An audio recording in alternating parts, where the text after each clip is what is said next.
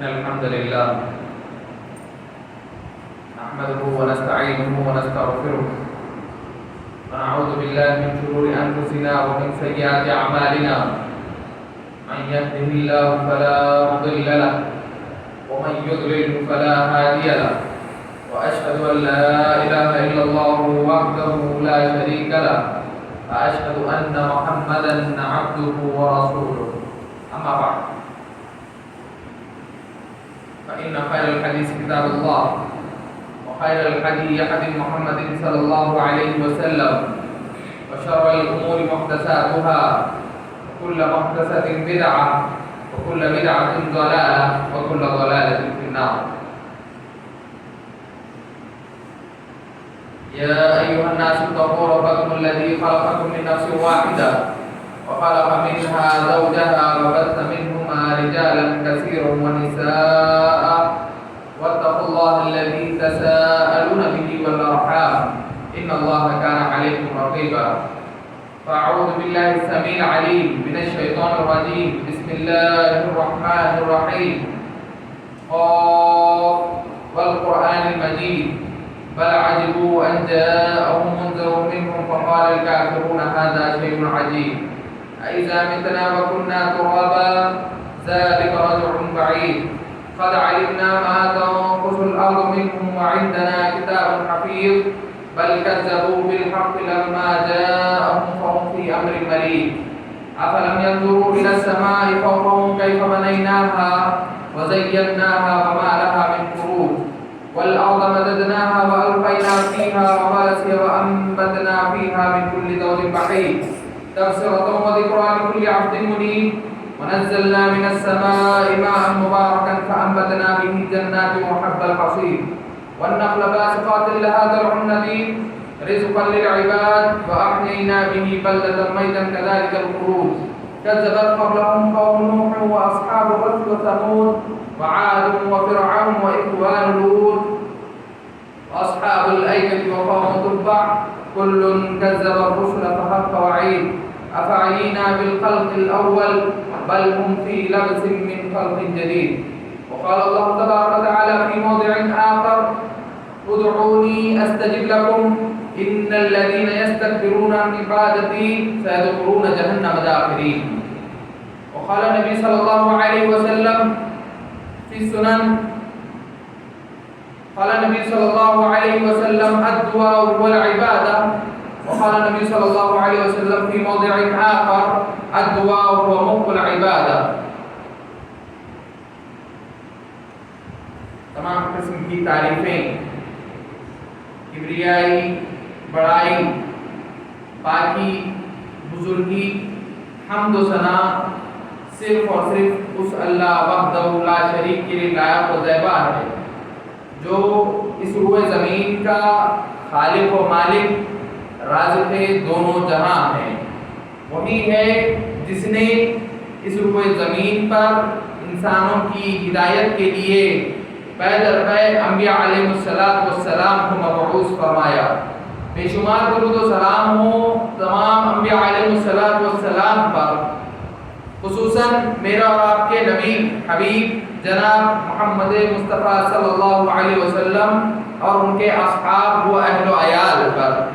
جن کی محنتوں قد و کاوشوں اور اللہ کی مدد کے بعد یہ دین صحیح سلامت آج ہم تک پہنچا ہے. محترم حاضرین، خطبہ مسنونہ کے بعد ایک چھوٹی سی آیت آپ تمام کے سامنے تلاوت کی گئی جس میں اللہ رب العالمین مومنوں سے مخاطب ہوتے ہوئے فرماتا ہے وقال ربکم ادعونی استجب لکم. اللہ رب العزت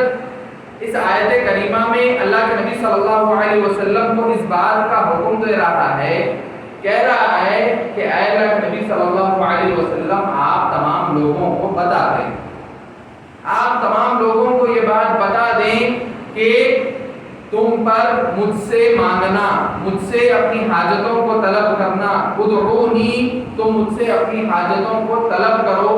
یہاں پر اللہ رب العزت جو ہے فعل امر کا صیغہ استعمال کر رہا ہے، حکم دے رہا ہے کہ تم اگر مانگنا ہے تو تم کس سے مانگو؟ مجھ سے مانگو.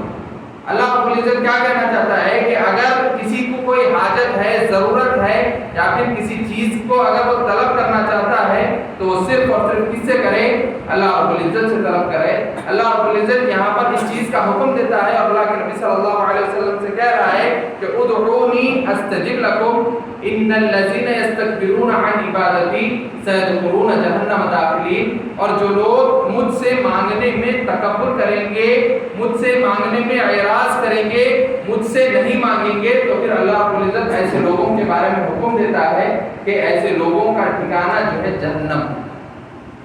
محترم حاضرین، اب یہاں پر ذرا غور کرنے کا مقام ہے کہ اللہ رب العزت اس آیت مختصر سی آیت کریمہ کے اندر بڑا ہی عمدہ پیغام تمام انسانوں کے لیے یہاں پر اللہ رب العزت نے کیا۔ کیا ہے کہ انسان کی زندگی میں دعاؤں کی کتنی زیادہ اہمیت ہے، اس کا اندازہ آپ اس آیت کریمہ کے ذریعے لگا سکتے ہیں۔ آپ دیکھیں کہ اللہ رب العزت نے اس آیت کریمہ میں ہمیں اس بات کا حکم دیا کہ ہم اگر اپنی حاجتوں کو کسی سے طلب کرنا چاہتے ہیں تو صرف اور صرف جو ذات ہمیں عطا کر سکتی ہے وہ کون سی ہے؟ اللہ رب العزت کی ذات۔ اسی چیز کا ثبوت ہمیں اللہ کے نبی صلی اللہ علیہ وسلم کی اس حدیث سے ملتا ہے جس میں نبی کریم صلی اللہ علیہ وسلم نے فرمایا تھا کہ اگر پوری دنیا والے مل کر بھی تمہیں ایک چھوٹی سی چیز کا منافع پہنچانا چاہے، اگر اللہ رب العزت تمہیں وہ چیز کا منافع نہیں پہنچانا چاہتا تو پوری دنیا والے مل کر بھی تمہیں اس چیز کا منافع نہیں دے سکتے۔ اسی طرح اگر پوری دنیا والے لوگ اگر تمہارے خلاف ہو جائیں اور تمہیں کسی چیز سے نقصان پہنچانا چاہتے ہوں، لیکن اگر اللہ رب العزت نے تمہاری قسمت میں اس چیز کو نہیں لکھا ہے تو یقیناً پوری دنیا والے مل کر کتنی بھی سازشیں کوششیں کر لیں وہ آپ کو نقصان نہیں پہنچا سکتے۔ اسی لیے اللہ کے نبی صلی اللہ علیہ وسلم نے کہا کہ ایک بندے مومن کو چاہیے کہ وہ ہر چیز، اپنی حاجتیں، اپنی ضرورتیں، ہر چیز، یہاں تک کہ اگر کسی کو ایک سوئی بھی ہونا ہے، ایک سوئی بھی، ایک چھوٹی سی چیز بھی اگر ہونا ہے تو وہ بھی اسے چاہیے کہ وہ اللہ رب العزت سے طلب کرے، اللہ رب العزت سے اس چیز کا سوال کرے، کیونکہ اللہ رب العزت کے علاوہ کوئی چیز اس روئے زمین پر اس چیز پر قادر نہیں ہے کہ اللہ اگر اس چیز کو روک لے تو وہ بندہ اس چیز کو ادا کر دے۔ لیکن آج ہماری زندگیوں میں ہم اس کے برعکس کرتے ہوئے نظر آتے ہیں۔ اللہ رب العزت جہاں پر ہمیں حکم دیتا ہے کہ ہم اپنی حاجتوں کو، ضرورتوں کو اپنے رب کے سامنے پیش کریں، ہم یہ کرتے ہیں کہ ہم اللہ رب العزت کے علاوہ دنیا کے تمام لوگوں کے سامنے اپنی حاجتوں کو پیش کرتے ہیں۔ اللہ رب العزت کا رحم اور کرم اتنا زیادہ ہے کہ آپ دیکھیں گے قرآن مجید میں جتنی صورتیں ہیں، کتنی صورتیں ہیں؟ 114 صورتیں ہیں جن کی ابتدا سے پہلے 113 صورتیں ایسی ہیں جن کی ابتدا سے پہلے اللہ رب العزت نے اپنے لیے رحمان اور رحیم کا لفظ اختیار کیا۔ ہر آپ سورہ کو لکھنے سے پہلے آپ دیکھیں گے بسم اللہ الرحمن الرحیم لکھا گیا ہے، کیونکہ اللہ رب العزت کی رحمت اتنی زیادہ وسیع ہے۔ اللہ رب العزت ہر چیز میں اپنی رحمت کو جو ہے بندوں کے سامنے پیش کرنا چاہتا ہے۔ اللہ رب العزت ایک حدیث قدسی ہے جس میں اللہ کے نبی صلی اللہ علیہ وسلم کہتے ہیں کہ اللہ رب العزت کا جو رحم ہے وہ اللہ رب العزت کے غضب پر غالب ہے۔ اگر اللہ رب العزت کسی چیز سے غضبناک ہو جاتا ہے، بندے کتنے ہی گناہ کیوں نہ کر لیں، اس کے باوجود اللہ رب العزت جو ہے اپنے بندوں پر رحم کرتا ہے۔ اسی طرح ایک حدیث میں اللہ کے نبی صلی اللہ علیہ وسلم نے فرمایا کہ اگر بندوں کی دعائیں نہ ہوتی، اگر بندوں کی دعائیں اللہ رب العزت کے سامنے نہ ہوتی تو اللہ رب العزت تم لوگوں کو کب کا ہلاک و برباد کر دیتا۔ ذرا آپ ان احادیث سے دعاؤں کی اہمیت کو سمجھیں کہ انسانی زندگی میں دعاؤں کی کتنی زیادہ اہمیت ہے، کیونکہ جب بندہ اللہ رب العزت سے طلب کرتا ہے، سوال کرتا ہے، تو اللہ رب العزت کے سامنے جب بندہ اپنے ہاتھوں کو اٹھاتا ہے تو اللہ رب العزت کو حیا آتی ہے کہ اللہ رب العزت اس بندے کے ہاتھوں کو جو ہے خالی ہاتھ لوٹا دے۔ خالی ہاتھ اللہ رب العزت کو حیا آتی ہے، شرم آتی ہے کہ کوئی بندہ اللہ کے سامنے اپنے ہاتھوں کو اٹھائے اور سوال کرے اور اللہ رب العزت اس کے ہاتھوں کو جو ہے خالی لوٹا دے۔ اللہ رب العزت کو ہر کسی چیز پسند نہیں۔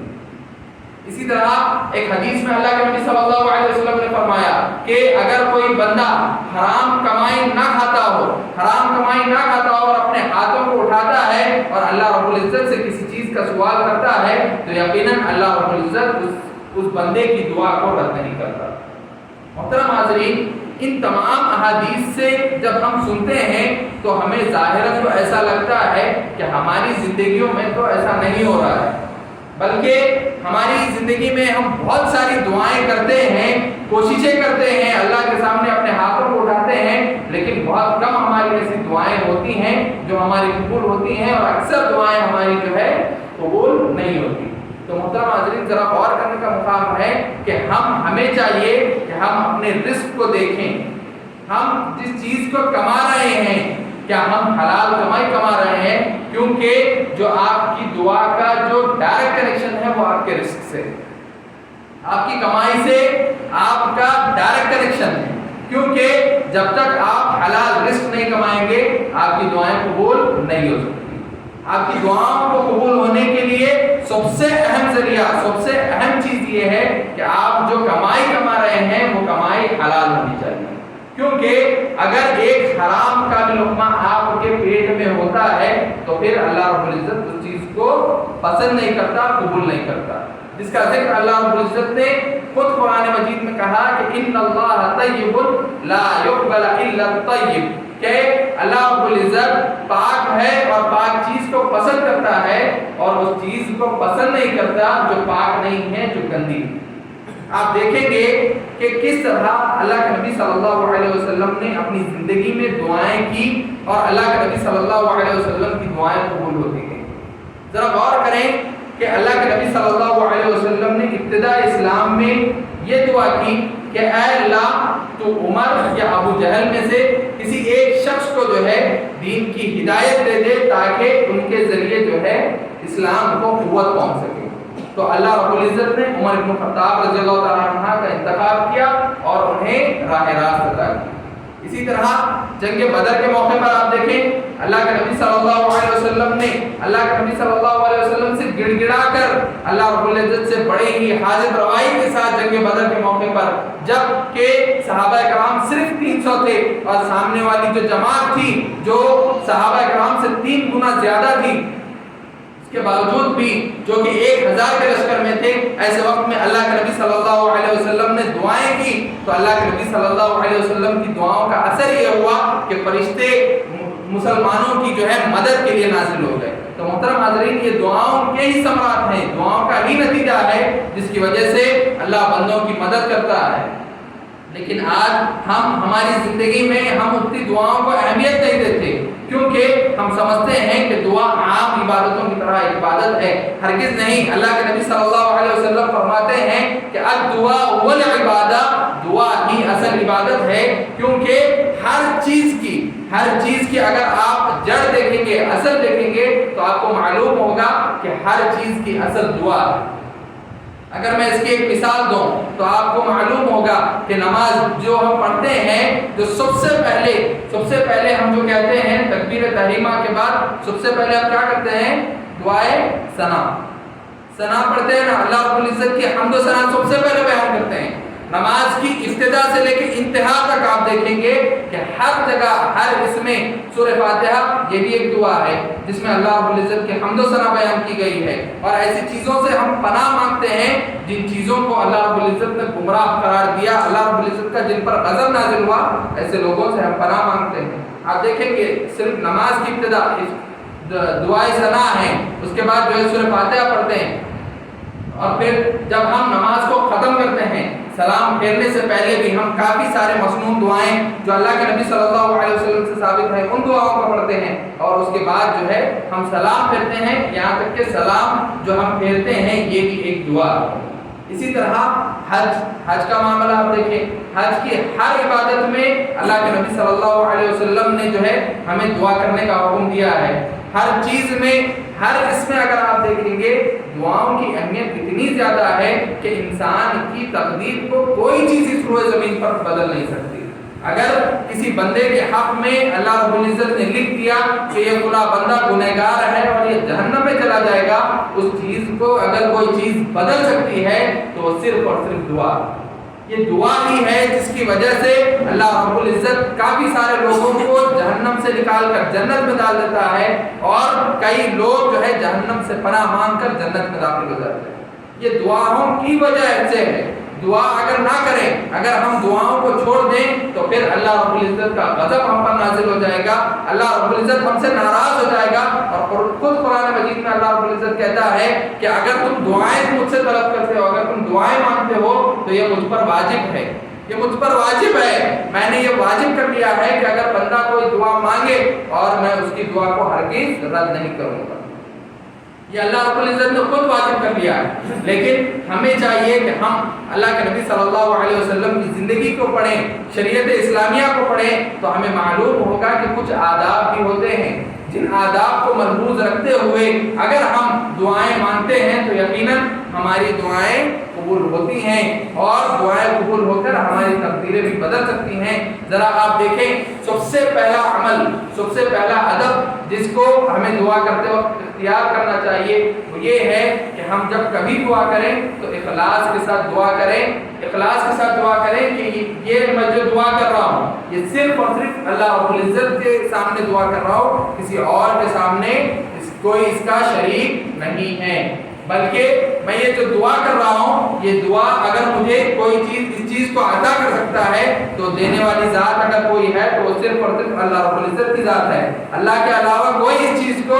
دے نہیں سکتا۔ تو محترم حاضرین، اخلاص کے ساتھ جب بندہ دعا کرتا ہے، ہر عمل میں اخلاص بنیادی شرط ہے، کیونکہ جب تک آپ کے عمل میں اخلاص نہیں ہوگا، آپ کے عمل میں للہیت صرف اور صرف اللہ کے لیے میں کوئی کام کرتا ہوں، اگر یہ چیز نہیں ہے تو پھر آپ کے کتنے ہی بڑے عمل کیوں نہ ہوں، آپ کتنا ہی صدقہ و خیرات کیوں نہ کرتے ہوں، آپ نے کتنے ہی حج کیوں نہ کر لیے ہوں، اگر آپ ریاکاری کے لیے، لوگوں کو دکھانے کے لیے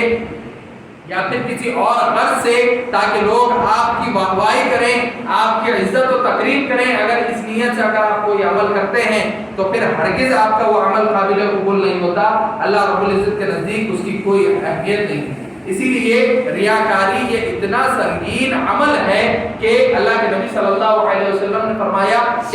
کہ میری امت میں اگر میں سب سے زیادہ کسی چیز سے ڈرتا ہوں کہ میری امت گمراہ ہو سکتی ہے تو وہ ریاکاری کا عمل ہے، ریاکاری کا عمل ہے جسے اللہ کے نبی صلی اللہ علیہ وسلم نے شرک اصغر سے تعبیر کیا، یعنی ایک ایسا عمل اگر کوئی بندہ اسے کر لے تو ایک لمبے عرصے تک وہ بندہ جہنم میں رہتا ہے، لیکن اس کا آخری ٹھکانہ جنت ہوگا، لیکن ایک لمبے عرصے تک جو ہے وہ بندہ اس کی وجہ سے جو ہے جہنم رسید ہو جائے گا۔ تو محترم حاضرین، اخلاص یہ ہر عمل کا بنیادی شرط ہے، جب تک اخلاص نہیں ہوگا، کسی عمل میں اخلاص نہیں ہوگا تو آپ کا کتنا بھی بڑا عمل ہو وہ قابل قبول نہیں ہو سکتا۔ دوسری شرط کیا ہے عمل قبول ہونے کی؟ وہ یہ کہ ہم کوئی بھی عمل اسی طرح کریں جس طرح اللہ کے نبی صلی اللہ علیہ وسلم نے ہمیں کرنے کا حکم دیا ہو، یا پھر اللہ کے نبی صلی اللہ علیہ وسلم نے ہمیں کر کے بتایا ہو، یہ دوسری شرط ہے۔ سب سے یہ دو بنیادی شروط ہیں جس کی وجہ سے ایک بندے کے اعمال قبول ہوتے ہیں۔ اگر یہ بندہ ان دو شرطوں کو جو ہے ملحوظ رکھتے ہوئے اگر کوئی عمل کرتا ہے تو یقیناً اس بندے کے اعمال قبول ہوتے ہیں، ورنہ اس کے اعمال قبول نہیں ہوتے۔ تو اسی طرح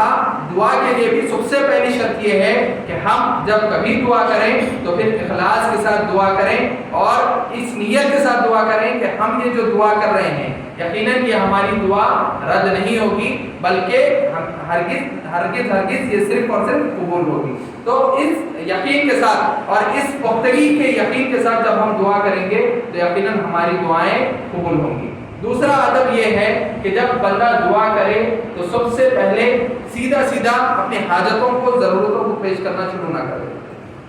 سیدھا ہم کیا کرتے ہیں، ہاتھ اٹھاتے ہیں اور اللہ رب العزت سے سیدھا اپنی حاجتوں کو اور ضرورتوں کو پیش کرنا شروع کر دیتے ہیں۔ یہ ادب نہیں ہے۔ ایک شخص اللہ کے نبی صلی اللہ علیہ وسلم بیٹھے ہوئے تھے، عبیدہ ابن فضیل رضی اللہ تعالیٰ عنہ راوی حدیث ہیں، کہتے ہیں کہ اللہ کے نبی صلی اللہ علیہ وسلم بیٹھے ہوئے تھے کہ ایک شخص آیا اور اللہ کے نبی صلی اللہ علیہ وسلم کے سامنے نماز پڑھی، اور جیسے ہی اس نے سلام پھیرا اپنے ہاتھوں کو اٹھایا اور اللہ رب العزت کے سامنے اپنی حاجتوں کو پیش کرنا شروع کر دیا۔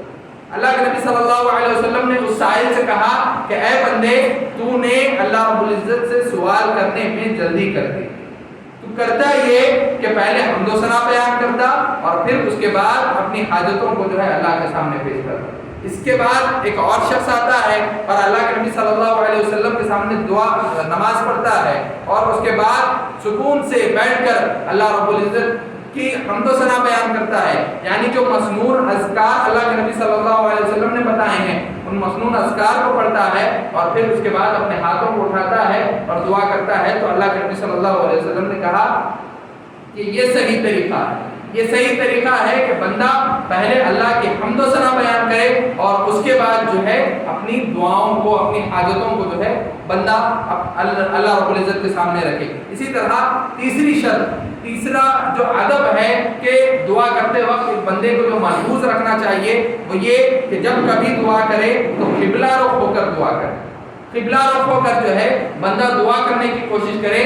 ہاں ممکن یہ بھی ہے کہ آپ جہاں پر ہو اگر آپ کو قبلہ نہیں معلوم ہے تو آپ کہیں پر بھی دعا کر سکتے ہیں، لیکن زیادہ سے زیادہ ادب یہ ہے کہ آپ قبلہ رخ ہوں اور ہاتھوں کو اٹھا کر جو ہے اللہ رب العزت کے سامنے اپنی حاجتوں کو پیش کریں، دعائیں طلب کریں، کیونکہ جب بندہ اپنے ہاتھوں کو اٹھا کر اللہ کے سامنے دعائیں کرتا ہے تو یہ عاجزی اور انکساری کی حد درجہ علامت ہے، یعنی بندہ اللہ رب العزت کے سامنے یہ پیش کرنا چاہتا ہے کہ اے اللہ میں تیرے سامنے کوئی چیز نہیں ہوں، میری کوئی حیثیت نہیں ہے، میں تیرے سامنے اپنے ہاتھوں کو جو ہے اٹھاتا ہوں اور صرف تجھ سے جو ہے دعا طلب کرتا ہوں۔ یہ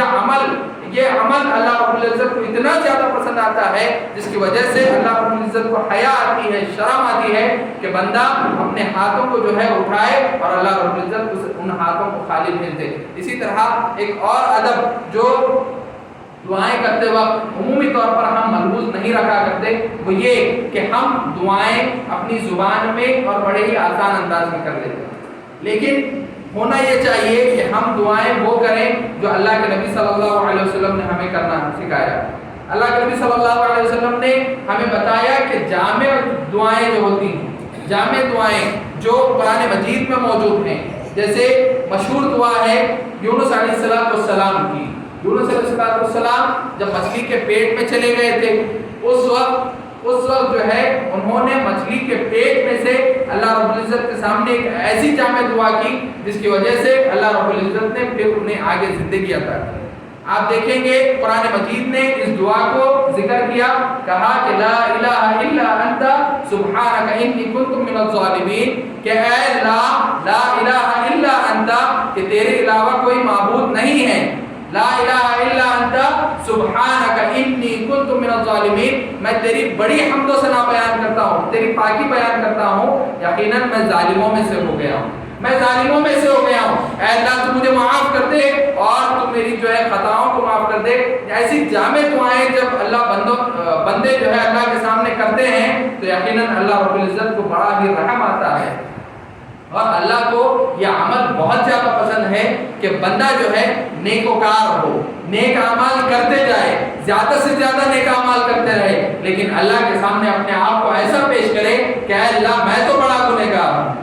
میری جو ہے بڑی خطائیں ہیں، میں نے اپنی زندگی میں بہت ساری خطائیں کی ہیں، اللہ تو معاف کرنے والا ہے، تو مجھے معاف کر دے۔ لیکن بندہ کر رہا ہے نیک عمل، بہت سارے نیک اعمال کر رہا ہے، سری طور پر چھپ کے کرتا ہے، کبھی دکھا کے کرتا ہے، لیکن بہت سارے نیک اعمال کر رہا ہے، لیکن اس کے باوجود جب اللہ کے سامنے حاضر ہوتا تو کہتا ہے کہ اللہ میں بڑا گنہگار ہوں، میری زندگی میں نے بڑی خطائیں کی ہیں، اللہ تو مجھے معاف کر۔ لیکن محترم حاضرین، یہ عمل اللہ رب العزت کو اتنا زیادہ پسند ہے کہ جس کی وجہ سے اللہ رب العزت اگر چاہے تو اللہ رب العزت اس بندے کی معافی طلب کر دے، مغفرت کر دے، کیونکہ ہمیں چاہیے کہ ہم کہیں کہ ہم بڑے گنہگار ہیں،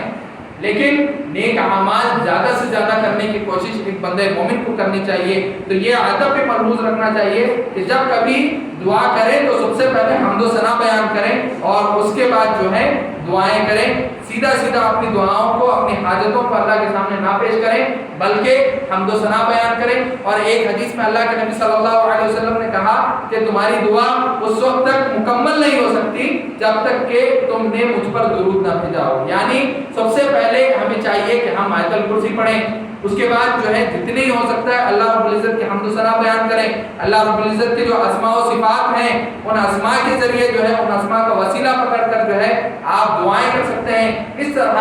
آپ اپنا کوئی نیک عمل جو آپ کے اور آپ کے رب کے درمیان آپ نے کیا ہو، ایسے عمل کو وسیلہ طلب کرتے ہوئے کہ اے اللہ میں نے وہ فلاں عمل صرف اور صرف تیری رضا کے خاطر کیا تھا، جس کی وجہ سے تو میرا یہ کام کر دے یا پھر میری یہ حاجت پوری کر دے۔ اس طرح بھی بندہ جو ہے وسیلہ طلب کر کے اعمال کا وسیلہ طلب کر کے جو ہے بندہ دعائیں طلب کر سکتا ہے۔ اسی طرح ایک اور ادب جو ایک بندہ مومن کو جو ہے ملحوظ رکھنا چاہیے وہ یہ کہ جب کبھی دعا کرے تو پختہ یقین اور یہ ارادے کے ساتھ کرے کہ میں نے جو دعا کی ہے یہ میری دعا یقیناً قبول ہوگی، یقیناً میری یہ دعا قبول ہوگی۔ اس پختہ یقین کے ساتھ اگر بندہ دعا کرے گا تو یقیناً اللہ رب العزت جو ہے اس بندے کی دعاؤں کو قبول کرے گا۔ اسی طرح یہ کچھ آداب تھے جنہیں اگر بندہ اپنی عبادتوں میں اپنی دعاؤں میں اگر ملحوظ رکھے گا تو یقیناً اس کی دعائیں قبول ہوں گی۔ اور اسی طرح اس کے بعد کچھ ایسے ایام بھی ہیں، کچھ ایسے اوقات بھی ہیں جن میں خصوصی طور پر اللہ رب العزت بندوں کی دعاؤں کو قبول کرتا ہے۔ اس میں سب سے پہلا وقت یہ ہے جسے ہر عام و خاص آدمی جانتا ہے، جسے اللہ کے نبی صلی اللہ علیہ وسلم نے بڑے ہی عمدہ انداز میں بیان کیا اور کہا کہ تہجد کا وقت یعنی رات کا آخری پہر، رات کا آخری حصہ جو ہوتا ہے اس میں اگر کوئی بندہ اللہ رب العزت کے سامنے دعا کرتا ہے تو یقیناً اللہ رب العزت اس بندے کی دعاؤں کو قبول کرتا ہے۔ سب سے پہلا وقت کون سا ہے؟ رات کی آخری پہر کا وقت، یعنی فجر سے پہلے کا جو وقت ہوتا ہے، اس وقت میں اگر کوئی بندہ اللہ رب العزت کے سامنے اپنی حاجتوں کو دعاؤں کو پیش کرتا ہے تو یقیناً اللہ رب العزت اس بندے کی دعاؤں کو قبول کرتا ہے۔ اللہ کے نبی صلی اللہ علیہ وسلم نے ایک حدیث میں بیان فرمایا کہ اللہ جو ہے 7ویں آسمان سے پہلے آسمان پر یعنی دنیاوی جو آسمان ہوتا ہے اس پر آ جاتا ہے اور اعلان کرنے والا اعلان کرتا ہے کہ ہے کوئی بندہ جو مجھ سے طلب کرے اور میں اس کی دعاؤں کو قبول کروں۔ ہر رات کے آخری پہر میں اللہ رب العزت جو ہے اعلان کرتا ہے کہ ہے کوئی بندہ جو مجھ سے، جب پوری دنیا سو رہی ہو ایسے وقت میں اگر وہ مجھ سے کوئی چیز طلب کرے اور میں اسے وہ چیز عطا کروں۔ ذرا غور کریں کہ کتنی بڑی بات ہے۔ اللہ رب العزت خود اپنی جانب سے کہہ رہا ہے کہ بندہ اگر دعا کرے تو یقیناً میں اس کی دعاؤں کو قبول کروں گا۔ اسی طرح دوسرا جو اہم وقت ہے جس میں بندے کی دعائیں قبول ہوتی ہیں وہ اذان سے لے کر اقامت تک کا جو وقت ہوتا ہے، اذان سے لے کر اقامت تک کے درمیان کا جو وقت ہوتا ہے، اس میں بھی اگر کوئی بندہ اللہ رب العزت کے سامنے اپنی دعاؤں کو پیش کرتا ہے اور اگر کوئی یہ اپنی عادت بنا لیتا ہے کہ دعائیں اس وقت میں کروں تو یقیناً اللہ رب العزت ممکن ہے کہ اس کی دعاؤں کو قبول کر لے۔ اسی طرح ایک تیسرا وقت جو ہم لوگوں کو عمومی طور پر نہیں معلوم ہے وہ یہ کہ بارش کے برستے وقت، بارش جب برستی ہے، بارش پڑتے وقت بھی اگر کوئی بندہ اللہ رب العزت سے دعا کرتا ہے تو یہ بھی قبولیت دعا کے اوقات میں سے ایک اہم وقت ہے۔ یعنی جب بارش پڑ رہی ہو ایسے وقت میں اگر کوئی بندہ اللہ رب العزت سے دعا کرتا ہے تو عین ممکن ہے کہ اللہ رب العزت اس بندے کی دعا کو قبول کرے۔ اسی طرح ایک چوتھا اور بڑا ہی اہم وقت جسے اللہ کے نبی صلی اللہ علیہ وسلم نے بیان فرمایا کہ جمعہ کے دن ایک ایسی گھڑی ہے جس میں اگر کوئی بندہ اللہ رب العزت سے ہاتھ اٹھا کے دعا کر لیتا ہے تو یقیناً اللہ رب العزت اس بندے کی دعا کو رد نہیں کرتا۔ جمعہ کے دن ایک ایسی گھڑی ہے جس میں اگر کوئی بندہ اللہ رب العزت سے کسی چیز کا سوال کر لیتا ہے تو یقیناً اللہ رب العزت اس بندے کو خالی ہاتھ نہیں لوٹاتا۔ اب کون سا وقت ہے، اس سلسلے میں علماء نے اختلاف کیا۔ بعض نے کہا کہ یہ اتنا مختصر سا وقت ہے، اللہ کے نبی صلی اللہ علیہ وسلم نے ہاتھ کے اشارے سے کرتے ہوئے کہا تھا کہ یہ بڑا ہی مختصر سا وقت ہے، یعنی بعض علماء کہتے ہیں کہ امام کے جو ہے ممبر پر چڑھ کر نماز ختم ہونے تک کا جو وقت ہے، اگر اس وقت میں اگر کوئی بندہ دعا کرتا ہے تو اس کی دعائیں قبول ہو جاتی ہیں۔ بعض علماء کہتے ہیں کہ عصر سے لے کر مغرب تک کا جو وقت ہے، اس میں اگر کوئی بندہ جو ہے دعائیں کرتا ہے تو یہ جمعہ کی ایک ایسی گھڑی ہے جس میں اللہ رب العزت اس بندے کی دعاؤں کو قبول کرتا ہے۔ تو ہونا یہ چاہیے کہ جمعہ کے دن بندہ اللہ کے نبی صلی اللہ علیہ وسلم پر کثرت کے ساتھ درود بھیجے اور حد الامکان کوشش کرے کہ جتنا ہو سکتا ہے اس دن عبادت میں رہے اور اللہ رب العزت کے سامنے اپنی دعاؤں کو پیش کرتا رہے۔ تو محترم حاضرین، یہ کچھ چیزیں تھی، کچھ آداب تھے، دعاؤں کے کچھ آداب تھے جنہیں آپ تمام کے سامنے بیان کرنا ضروری سمجھا۔ تو آخر میں اللہ رب العزت سے دعا گو ہوں کہ اللہ رب العزت ہم تمام کو دعائیں کرنے کی توفیق عطا فرمائے اور ہماری دعاؤں کو شرف و قبولیت سے بخشے، اور جب تک ہمیں زندہ رکھے، دین اسلام پر زندہ رکھے اور موت دے تو دین اسلام پر موت دے۔ آمین یا رب العالمین۔ السلام علیکم ورحمۃ اللہ وبرکاتہ۔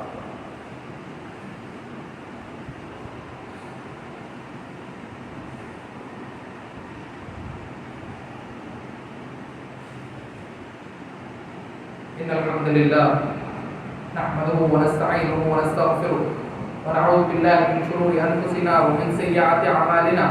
من يهده الله فلا مضل له ومن يضلل فلا هادي له، واشهد ان لا اله الا الله وحده لا شريك له، واشهد ان محمدا عبده ورسوله۔ اما بعد فان خير الحديث كتاب الله وخير الهدي هدي محمد صلى الله عليه وسلم، وشر الامور محدثاتها وكل محدثة بدعة وكل بدعة ضلالة وكل ضلالة في النار۔ عباد الله رحمني ورحمكم الله، ان الله يأمركم بالعدل والإحسان وإيتاء ذي القربى وينهى عن الفحشاء والمنكر والبغي يعظكم لعلكم تذكرون، اذكروا الله يذكركم وادعوه يستجب لكم، ولذكر الله تعالى أولى أجل وأكبر وأتم. قم بالصلاة.